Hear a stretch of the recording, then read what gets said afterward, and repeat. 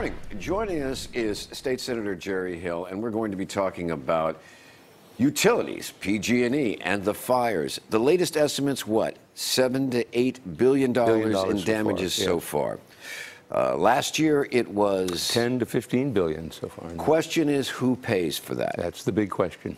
Now, last year we gave PG&E permission to pass that on to you and me as ratepayers, or a bulk of that, right? A bulk of it, yes. It would go under ratepayers. So if they're found negligent, they don't pay. They pay a portion of it, what they can afford to pay, but the rest of it goes to the ratepayers. So our rates are going to go up as a result of last year's fires? Our rates will go up based on that, yes. We also, in that same bill that we passed last year, said that going forward, how is it going to work? Well, it doesn't work in terms of we can't pass on the negligence. If there's a negligent claim or a liability, that can't be passed on to ratepayers. PG&E is stuck with that. They are going to be held responsible if they're negligent.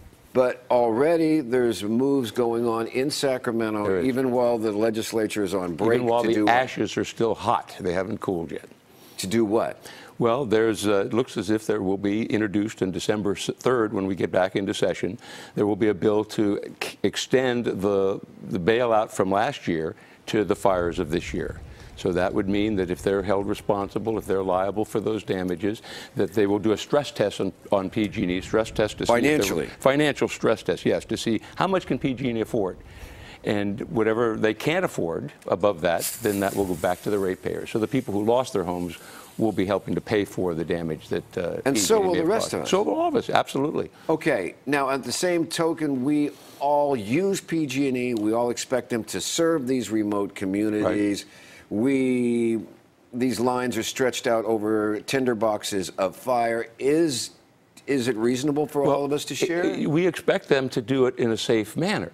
And that's the problem. I mean, if there's a fire caused by their wires and they're not negligent, they've been reasonable, they've been prudent in their actions, then we should pay. I mean, we all benefit from those wires. But if they're negligent, and that's really the key issue here, Phil, when they're responsible for these fires because they did not act reasonably, responsibly, then their shareholders should cover that cost. They make over $1.5 billion per year in profit.